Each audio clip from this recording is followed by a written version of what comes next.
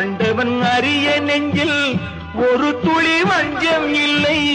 அவனன்று எனக்கு வேறு ஆறுதல் இல்லை.